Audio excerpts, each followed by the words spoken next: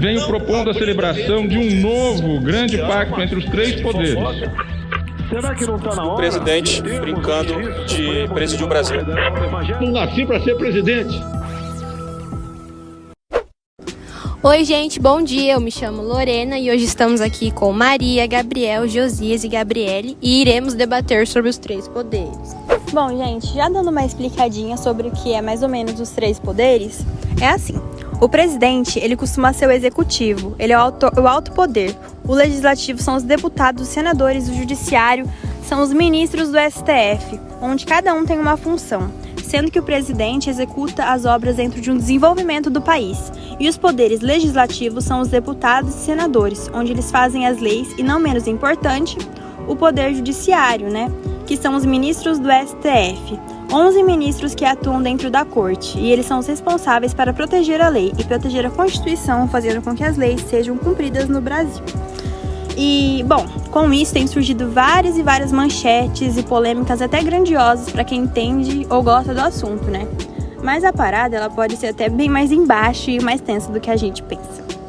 Porque, assim, manchetes chamativas como o STF julgará o prazo para análise de impeachment contra Bolsonaro, Bolsonaro volta a subir tom contra STF, Bolsonaro critica ministros do Supremo Tribunal Federal, STF pede explicações para o presidente Jair Bolsonaro, são usadas diariamente como um certo ataque.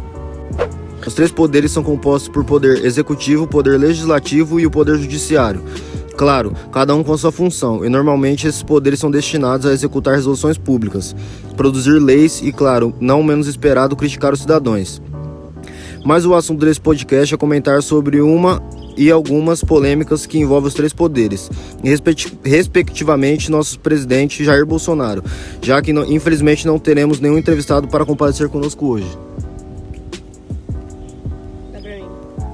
Bom, gente, através dessas várias e várias polêmicas, como foi falado antes, a gente vai estar falando sobre uma frase dita pelo mesmo, o caso Bolsonaro, que ele insulta dizendo: não somos três poderes, somos dois. O executivo e o legislativo trabalham em harmonia, que mais uma vez está usando a crítica, e no caso, ele não cansa.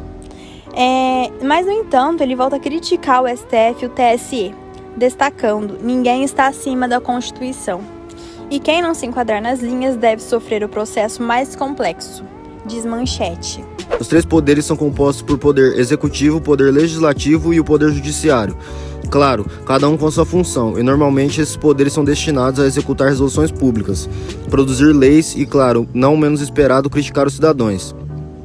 Mas o assunto desse podcast é comentar sobre uma e algumas polêmicas que envolvem os três poderes, e respectivamente nosso presidente Jair Bolsonaro, já que infelizmente não teremos nenhum entrevistado para comparecer conosco hoje. Bom, gente, através dessas várias e várias polêmicas, como foi falado antes, a gente vai estar falando sobre uma frase dita pelo mesmo, o caso Bolsonaro, que ele insulta dizendo: não somos três poderes, somos dois. O executivo e o legislativo trabalham em harmonia, que mais uma vez está usando a crítica, e no caso, ele não cansa. Mas, no entanto, ele volta a criticar o STF e o TSE, destacando: ninguém está acima da Constituição. E quem não se enquadrar nas linhas deve sofrer o processo mais complexo, diz manchete.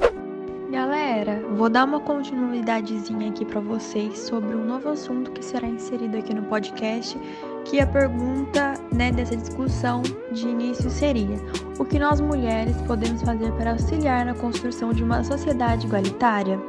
E a questão é que não existe outra maneira de chegar à igualdade de gêneros senão mudando a noção que temos sobre as competências das mulheres e o seu papel na sociedade.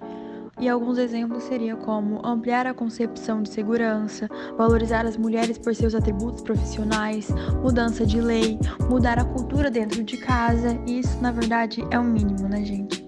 Mas tem muito mais do que isso e eu vou dar uma explicadinha para vocês durante essa parte. A segunda pergunta seria: como fazer uma sociedade igualitária, E não deixar ninguém de fora, inclusive as mulheres, principalmente as mulheres. E a resposta seria: por meio de um estímulo, a proteção e a diversidade cultural. Uma sociedade torna-se mais justa, ou seja, com menor desigualdade social, preconceitos, intolerância e desrespeito aos diferentes modos de vida. Os governantes devem promover políticas públicas de incentivo à cultura e muito mais. E com isso, os governantes, de uma certa forma, ajudando a promover essa ideia e que sim, nós mulheres deveremos ter o devido respeito, não só na rua, mas também em nossos trabalhos, até mesmo dentro da política. Precisamos lutar pelos nossos direitos, precisamos crescer, e a sociedade igualitária acaba sendo uma questão distante demais, e por isso devemos colocar propagandas, construir ações, para que em toda a colaboração de todos, e conseguirmos chegar pelo menos no meio termo, gente. O meio termo, no caso, seria a igualdade social entre nós mulheres e os homens, que nós possamos ganhar o mesmo que eles ganham em vários locais de trabalho e etc. Que são muito poucas as pessoas que ganham o mesmo preço e façam o mesmo trabalho, gente. É incrível a diferença. Então nós precisamos lutar por nossos direitos, porque se a gente não fizer nada e ficar sentado observando, isso nunca vai mudar e vai continuar na mesma besteira de sempre, né? Então a gente precisa lutar pelos direitos, a gente precisa conservar nossas vidas, a gente precisa colocar em prática, porque se a gente não colocar, ninguém vai fazer isso por nós.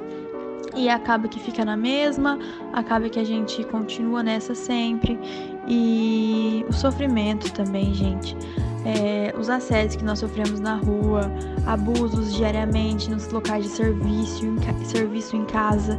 Então a gente precisa mudar tudo isso que a sociedade construiu durante anos contra nós, durante anos, a gente precisa quebrar isso. Vamos dar uma faladinha de qual seria a importância dos nossos 3 poderes, gente.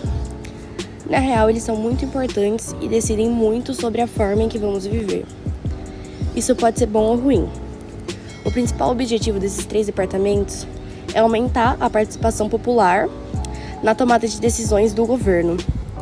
Isso pode acontecer diretamente por meio da votação de medidas previstas em nossa legislação, referendos e outros instrumentos de consulta pública. Contudo, qual será o futuro da nossa democracia, gente? Pensar no futuro pode ser até levado como um quebra-cabeça. Porque, gente, que complicação, né? Bom, tem uma informação que achei que é até importante ressaltar. Aqui de uma frase sobre que a democracia brasileira, de uma certa forma, fez uma análise dizendo mais ou menos assim: a democracia do Brasil já era imperfeita, incompleta e vulnerável a críticas antes de 2016 e 2018, principalmente porque ficou aquém das expectativas, mas não há nada de errado com as expectativas que ela evoca. Galera, devemos concordar, né? Que tem poucas pessoas contentes com a democracia, pelo menos um ano de 2017 e 2018, sobre algumas pesquisas e a confiança nos políticos menor ainda. Acho que daqui para frente o Brasil tem que acordar. Aliás, já está mais do que na hora de acontecer. Mas não é bem assim que funciona, pois quem está lá em cima e deve pensar em nós, a população brasileira, eles pensam em beneficiar-se. Então não devemos esperar tanto da democracia brasileira. Talvez melhore ou não. Infelizmente, isso tudo depende dos nossos votos, e principalmente nos políticos, pois são eles que mandam na coisa toda. Bom, galera, essa foi a nossa discussãozinha sobre os 3 poderes. Esperamos que tenham entendido bem. Muito obrigado.